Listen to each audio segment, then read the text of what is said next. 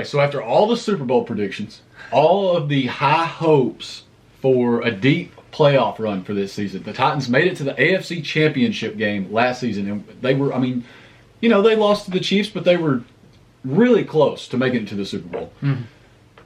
They lose in wild card weekend to the Baltimore Ravens, 20-13. How do you feel about it? Disappointed because game's over. Can't change anything about it now, but there were several opportunities that were missed. Our second to last drive, we're in Ravens territory at like their 40. Get to a 4th and 2. Derrick Henry had run for 8 yards on first down. And then they throw 2 passes. They throw a pass on second down and on third down. And then instead of going for it on 4th down, when you're down, they were down what? They would have been down 4 at that point. Down 4 at that point. I couldn't remember for sure, but you have to go for it there. That is, because if you get that, the momentum for sure comes back to you, and you're probably able to drive down and score the go-ahead touchdown. And I want to talk about that for a minute because just to be completely honest, put this out there, I don't have a whole lot to say about this game because, I think that absolutely the one thing that just stands out to me above all else is the decisions on 4th down. Now, I said before the game in our preview podcast, I said that the key to the game, the Titans were going to have to be aggressive and, maybe even go for it in some situations when, people might think they shouldn't. Mm-hmm. But I thought that they needed to be aggressive, and that's not only on 4th down, but, that even goes towards don't run the ball all damn game. Derrick Henry obviously wasn't having success. The only way that they were able to move the ball really in this game was by passing it. And it was just like time and time again, hand it to Derrick Henry, the same results, and they're just like, fuck it, let's do it again. Let's just do it. Let's do it one more time. And I know what you're about to say. But I really don't have much to say. I just want to say this one thing, is that Mike Vrabel had no balls in this game at all. There were 2 4th downs that he should have went for it on, and he just didn't do it. He wanted to play it safe. I'm sure there were some other coaches in on those decisions, but you absolutely cannot be like that going into the next season. Those 2 decisions cost the Titans this game, especially the 4th and 2 that you were just talking about. And look, I can respect your opinion, and you did say that on our podcast, that you have to be aggressive and go for it. Not necessarily just on 4th downs, things like that. And I come back with the point of, it's really situational. Because if you're near midfield, okay, maybe you don't go for it because you need to pin the Ravens deep in their own territory. I own up to saying that. And when it gets down to it, that 4th and 2, even me saying that, you have to be smart, that's a situation where you have... you don't pin them in that situation. You don't want to pin them in that situation at all. You have to go for it there. Because that could be a big momentum swing. And it's a win or go home game. It's not like you can be still playing next week, anything like that. No, that situation, you're down 4. Yep. You go for it. At least if you go the Ravens had just missed a field goal. Justin Tucker missed a field goal. You have to capitalize on that. Exactly. And here's the thing. I'm losing my train of thought here for a second because we jump back and forth. But, okay, so at least if you go for it on some of these even questionable 4th downs. I don't think the 4th and 2 was even questionable at all. I think you go for it in 100 times out of 100, a team in that situation goes for it. It doesn't matter. It does not matter whatsoever. But at least if you go for it, even in questionable situations, you come out of the game and you're like, we did everything that we could. We went for it. We took chances. We tried to win this game. Right. I don't think the Titans tried to win this game at all. I think that they tried to play way too safe, and I think they played not to lose instead of trying to win. That makes sense. And,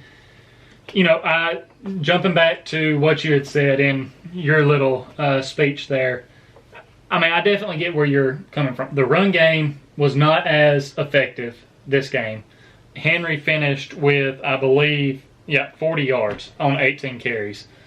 I mean, when it comes down to it, the Ravens were just winning at the line of scrimmage. I mean, they were. They were filling their gaps like they were supposed to, wasn't overcommitting, wasn't really giving Henry anything. But just focusing in on that 4th and 2, Henry gained 8 yards on the first down run. I mean, really was one tackle away from one broken tackle away from being in the end zone. And you come back and you don't give the best running back in the league the ball at least on 2nd down to let him try and get that 2 yards. I mean, I could understand if you wanted to give it to him on 2nd down and then try and pass on 3rd if you didn't get it. But, I mean, really, if he's already starting to work like that and he's putting together some good yards, give it to him. Give him 2 more chances. Hell, even 3 more chances. Let him have all 4 down, or the other 3 downs to try and pick up that first. And then, of course, the Titans had done a pretty good job of taking care of the ball up until the last drive when Tannehill threw the interception. I mean, they said it best on TV. He made up his mind where he was going with the ball before he ever took the snap. I believe he took the snap. Raymond went to cut, fell down.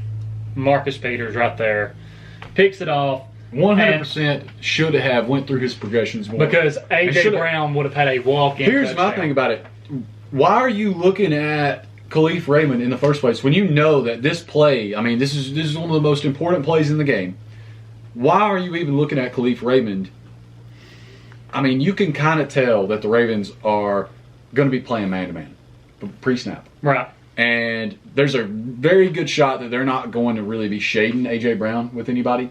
Really good shot. Because they were bringing some pressure. Which is very surprising because Corey Davis was not on the field. Right. Which means that you would think that the Ravens are going to now shade someone over to You A.J. 100% have to go to A.J. Brown in that situation. No questions asked. I don't care if he's covered up. He's so strong, they're going to almost have to, the defense is almost going to have pass interference to keep him from catching the ball in a one-on-one situation. Right, and that's what I'm saying. If he goes through his progression, even if, best case scenario, AJ catches that ball on the run and he's in the end zone. Exactly. He got off the line great, got the defender even with him, and then even had a step on him, threw his hand up. You put that ball in front of him, he's catching it in stride and gone. Or worst case scenario, there's pass interference called. Yep. Because, the corner's having to try and make a play on him to keep him from catching it. But, I mean, really, when it comes down to it, Titans had a 10-0 lead. And then... honestly, I've kind of had something to say about the other team. In every single game that the Titans have lost this season, I don't have anything really to say about the Ravens. I mean, they just came back and won the ballgame. They wanted to win. They played their game. They didn't do what they did last time in the playoffs. They didn't let the Titans keep them from playing their game, just like you said. Right. They didn't revert to passing the ball. They didn't, let going down early keep them from having a very successful run game throughout the game. I mean, They stuck to what they were good at. They wanted to win the game, and the Titans pretty much just let them do whatever they wanted to do. And for when the Titans had that 10-0 lead, those first couple drives, they played the Ravens really well. They were keeping Lamar contained and everything. And then Lamar had his big run, and pretty much like we talked about, they were keeping contained on the edges. But, I think we brought this up in our preview. Don't open up the line in front of him and let him take off. Yep. Because if you want to make him play sideline to sideline and not upfield. And whenever that opened up and he took off up the field, Byard had a bad angle on him. Still very confused about what Adoree Jackson was doing when he just shoved him. I mean, really, he pushed him towards the end zone. I don't really think that If you search for explanations on what the Titans defenders are doing a lot of times, you're just going to be running in a circle. Right. But, I wish he would have just, if he was going to do anything, he was close enough he could have dove and maybe tackled him out of bounds to keep him from scoring that touchdown. But that's what it comes down. They let Lamar they lost contain on him. He had 3 or 4 big runs down the field, and you can't let him do that to you. And they let the Ravens fight back into the game, tied 10-10 at halftime. I think some people were saying that it kind of brought back memories of the Chiefs game. And I mean, really, if you think about it, exactly, if you think about it and how the outcome happened, or what the final outcome was, it really was like you were up 10-0 and then lose the game. So, I mean, not gonna make any excuses. The Ravens just there's really none to make. The Titans didn't play their best game. There were some mistakes made, and like we said, the Ravens played their game. It's extremely tiring to see things happen to the Titans in this fashion year after year. I mean, it's always, even in years that they make the playoffs, there's always a letdown somewhere. Right. It's just like this organization can never make that push that they need to get to the Super Bowl and win it and just finish out strong. I mean, and there's crazy always a letdown somewhere. We thought coming into this game our offense was going to be what was carrying us. I don't think you can really blame this too much on the defense, honestly. No, I think the defense played a great, for their standards, great game. Yeah, 4 sacks in the first half. Yep. And Landry had 2. I mean, like I said, for the most part, they did a pretty good job of containing Lamar. Yes, they did let him get out some and run. And, we let them get comfortable in playing their game. And we done, what I said was my key to the game, which was get out on them early. We were up 10-0. We had been up 7-0, got the interception. And then we let them come back. And our defense was doing, what they could. I mean, at the point that the Titans got up 10-0, they really just went into that mode that I've been talking about, where they were just, at that point, they were playing just to not lose, just to not let the Ravens come back and get ahead. Right. And with how explosive this Titans offense has been, I mean, averaging over 30 points a game, our defense holding the Ravens to 20 points, should be an automatic win. Yeah, you would think that would be an automatic win, but it wasn't. And like you said, there's not really much to say on this game. I mean, really weren't any penalties that really swung the momentum. Honestly, I don't think there were a whole lot of bad calls in general. No, I mean, I think this game was called pretty well. I mean, there might have been a questionable one here and there, but I mean, that happens in every game. Right, and it was on both sides. I mean, I think you could pick 1, maybe 2 penalties that were against each team that you could say, well, maybe that wasn't. But I mean, we were kind of concerned about the refs coming into this game. We were, and I mean, I didn't really notice anything that was bad. Yeah, I didn't either. And that's why I'm saying, there's not much for us to say on this game. I predicted that the Ravens would win, but it still kind of feels weird that there's not going to be a Titans game to watch next week. And, I told you in our preview that if the Ravens did win, that I was going to blame you. You can blame me. But you know what? I think you have to blame Mike Vrabel for not being aggressive, because he's always been the coach that would take chances and be aggressive. I mean, I saw the point on Twitter. You can't say that you're going to cut your dick off to win a Super Bowl and then not even have the balls to go for it on 4th down to get there. I mean, you actually threw me off with that one there. I wouldn't. You can't do that. I get where you're coming from.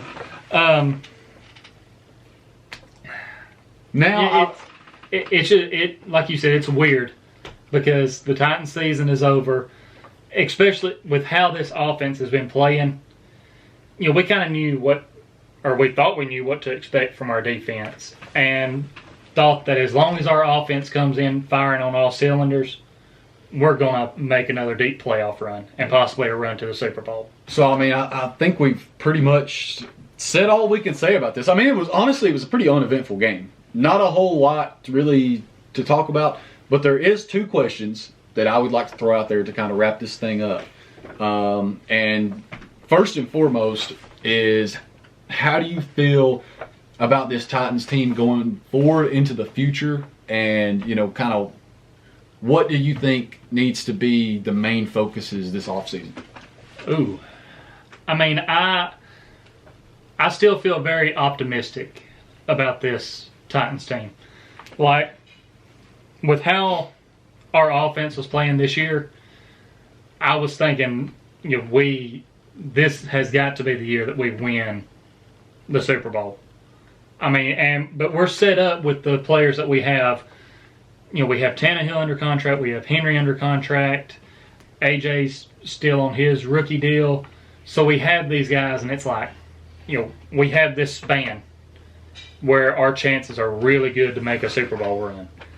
And, I don't know what happened with Corey Davis going into that last drive, why he was on the sidelines. Couldn't tell you. I'm hoping to find out more about that and see, because that's going to really determine what my mindset is for if the Titans should bring him back next season.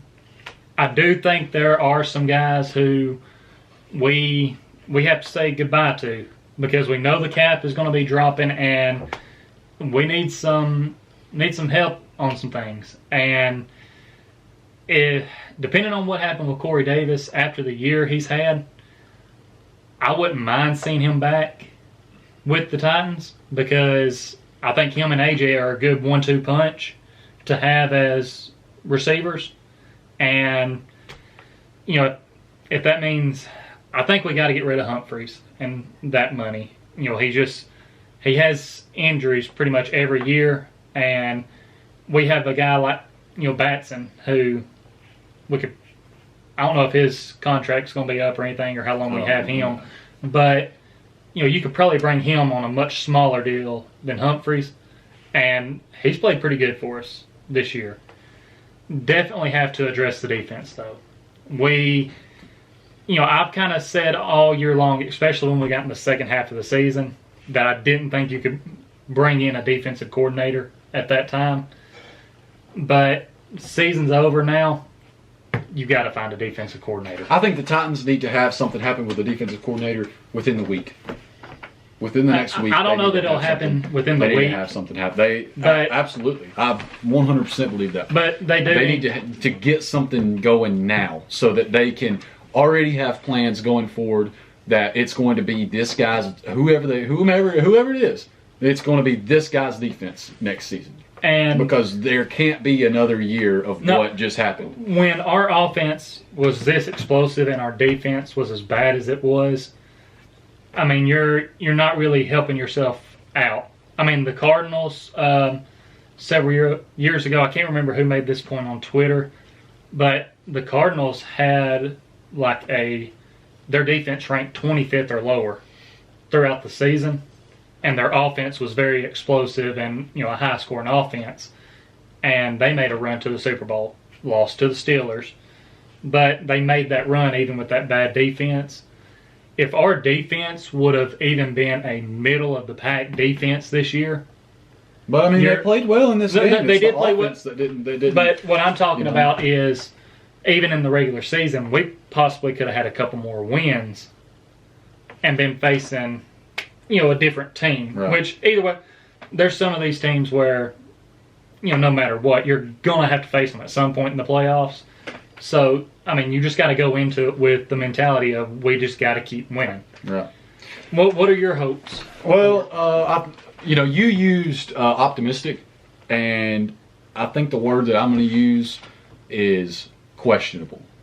Because I think that, like you mentioned, this was the year to try to capitalize, but I kind of had doubts about halfway through the season. I was like, I don't know if they can really do this because of the fact of the defense. I think it's just a huge mistake for the staff to not have a defensive coordinator. I think that's an absolute huge mistake. And you've got to get the defense to a point where they're at least middle of the pack, and try to hold the offense together and still have what you had this season. There's definitely going to have to be some restructuring of contracts. One guy that I'm definitely hoping is going to be in that is Kevin Byard.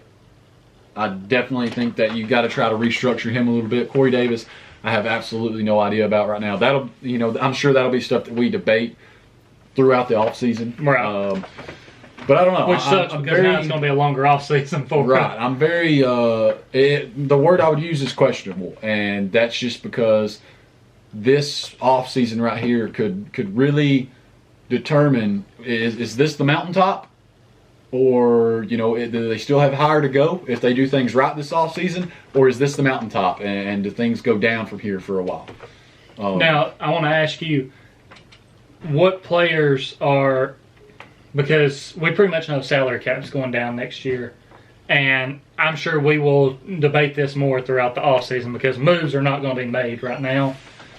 What players would you like to see the Titans bring back? And what players would you like to see the Titans maybe say, okay, we're gonna move on from you? So I'll say this. I was actually big on letting go of Malcolm Butler earlier in the season, after the season was over.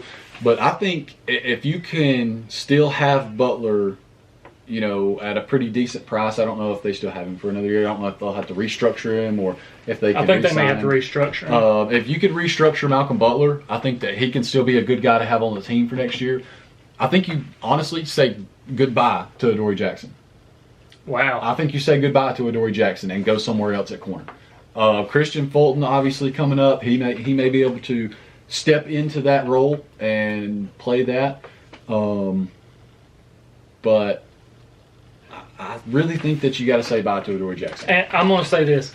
I'm not going to make a call yet on if they need to do that, but I am very disappointed in his last couple of games or his last couple of weeks of play. Now, this could all be as a result of not having a defensive coordinator. But he looked really scared to, in this Ravens game, in my opinion, he looked scared to actually hit anyone. And he looked like he didn't trust his speed out there on the field. And, again, that's just my opinion on it. And that's why I'm not, maybe it's because he missed so much time this year. Who knows? And honestly, that's why I'm not ready to really make a call on that. Desmond King, would you like to see him back in Titans uniform next year? I think Desmond King did a lot of good things. Now, obviously, there was still some frustrating moments with him. But on the right deal, yeah. Yeah, I think so. What about, guys that are going to be going into free agency? I know you're not sure about Corey yet, so I'm going to leave him out. But like Jonnu and Jayon. I think actually you let Rashaan Evans go and keep Jayon. And then keep Jayon and David Long. Now, this is just first reaction to it. Obviously, there's things that have to play out through the offseason to really see. And we're going to answer those questions. But one thing that I want to ask you to wrap up the video is one of my two questions. Now we can throw any bias out of the equation. What two teams do you think that we're going to see in the Super Bowl? Two teams to see in and the Super Bowl. I'll kind of give you mine just to start off here. I think that we're going to see a Bills-Packers matchup in the Super Bowl.